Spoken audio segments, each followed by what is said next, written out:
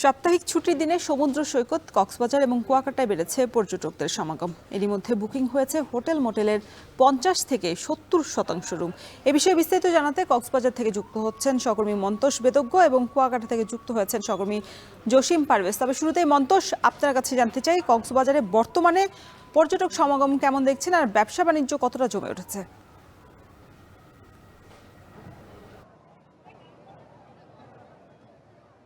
রোশন, সকাল থেকে বৃষ্টিস্নাত একটি পরিবেশ কক্সবাজারে বিরাজ করছে। মূলত গতকাল রাত থেকে এখানে যে আবহাওয়া সেটি কিছুটা পরিবর্তিত হতে শুরু করেছে এবং কিছুটা সাগর উত্তালও রয়েছে এবং এরকম একটি পরিস্থিতিতে আমরা দেখছি যে সৈকত জুড়ে আসলে প্রচুর মানুষের উপস্থিতি রয়েছে। বলা যায় কক্সবাজারে পর্যটকের ঢল ছুটির দিন হিসেবে যে ঢলটি থাকে সেটি আজকেও রয়েছে এবং আজকে 60% বেশি কক্ষ এখানে বুকিং রয়েছে বলে হোটেল মালিকরা আমাদেরকে জানিয়েছেন। আমরা এখানে আছি সুগন্ধা পয়েন্টে। এখানে সুগন্ধা পয়েন্ট ছাড়াও যে সৈকতের অন্যান্য পয়েন্ট রয়েছে, লাবণী রয়েছে, কলাতলি সৈকত রয়েছে, এইসব পয়েন্টে কিন্তু আমরা দেখছি যে উপচে পড়া ভিড় আসলে বলা যায়।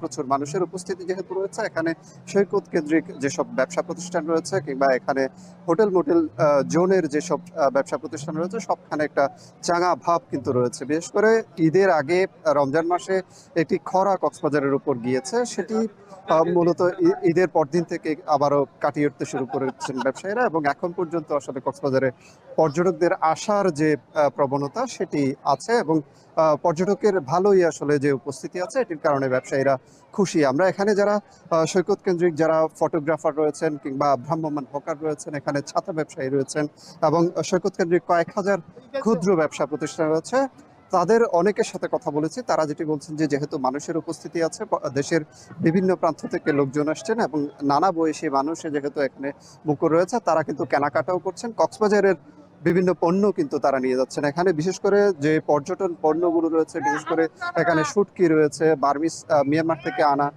বার্মিস আচারগুলো রয়েছে, এইসব জিনিসের কিন্তু চাহিদা পর্যটকদের কাছে রয়েছে এবং সেই সব জিনিসের বেচাকেনাও স্বাভাবিকভাবে বেড়েছে পর্যটকের উপস্থিতি বেশি থাকার কারণে। এখানে আজকের যে পরিবেশ, আবহাওয়া যেহেতু পরিবর্তিত হয়েছে, সমুদ্র যেহেতু উত্তাল রয়েছে, এখানে সৈকতের 3টি পয়েন্টে এখানে লাইফগার্ড সদস্যরা বাড়তি নজরদারি করছেন এবং গভীর সাগরে যাতে পর্যটকরা না নামেন, নিরাপদ দূরত্বে থেকে যাতে সমুদ্র স্নানটা তারা সেরে নেন, সেটি নিশ্চিত করতে লাইফগার্ড সদস্যদের পক্ষ থেকে মাইকিং করেও সতর্ক করা হচ্ছে। এর বাইরে জেলা প্রশাসনের যে বিচ কর্মীরা রয়েছেন তারাও কিন্তু এখানে সক্রিয় রয়েছেন। আমরা দেখতে পাচ্ছি যে তারাও পর্যটকদের নির্বিঘ্ন ঘোরাফেরা নিশ্চিত করতে কাজ করছেন বলে তারা আমাদেরকে জানিয়েছেন। রোশন, এই ছিল কক্সবাজার থেকে সবশেষ।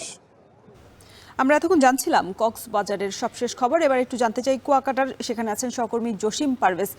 জসিম, একই তো সাপ্তাহিক ছুটি, এরপর 3 দিন পরে আবার পহেলা বৈশাখ। হোটেল মোটেল বুকিংয়ে কোনো ছাড় দিয়েছে কিনা হোটেল কর্তৃপক্ষ, বিস্তারিত জানাবেন।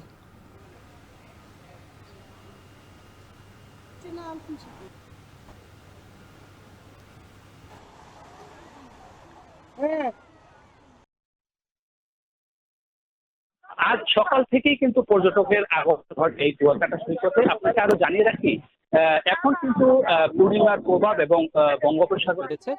আজ সকাল থেকেই কিন্তু পর্যটকের আগমন ঘটে এই কুয়াকাটা সৈকতে। আপনাকে আরো জানিয়ে রাখি, এখন কিন্তু পূর্ণিমার প্রভাব এবং বঙ্গোপসাগরের সৃষ্ট সুস্পষ্ট লঘুচাপের প্রভাবে বাতাস সাগর উত্তাল রয়েছে। উত্তাল সাগরের ঢেউয়ে হোটেলে প্রায় 30 থেকে 40% হোটেলের অগ্রিম বুকিং এবং ছাড় দিয়েছেন, এমনটি বলেছে, নিশ্চিত করেছে আমাদের। এছাড়া যে ছোট ছোট যে হোটেল রয়েছে তারাও তাদের সাধ্যমতো এই পহেলা বৈশাখ উপলক্ষে ছাড় দিচ্ছেন, এমনটি নিশ্চিত করেছে এখানকার হোটেল মোটেল ওনার্স অ্যাসোসিয়েশনের কর্তৃপক্ষ। এছাড়া যে এখানকার যে অন্যান্য যে ব্যবসা বাণিজ্য রয়েছে, সকল ব্যবসা বাণিজ্য কিন্তু জমে উঠেছে পর্যটকদের কেনাকাটায়। তো এক কথা বলা যায় যে গত 1 মাস রমজান উপলক্ষে যে ব্যবসায় মন্দা ছিল, সেই মন্দা কাটিয়ে এখন কিন্তু ব্যবসায়িকরা তারা ব্যবসা বাণিজ্য ভালো যাচ্ছে, এমনটি তারা বলেছেন আমাদেরকে।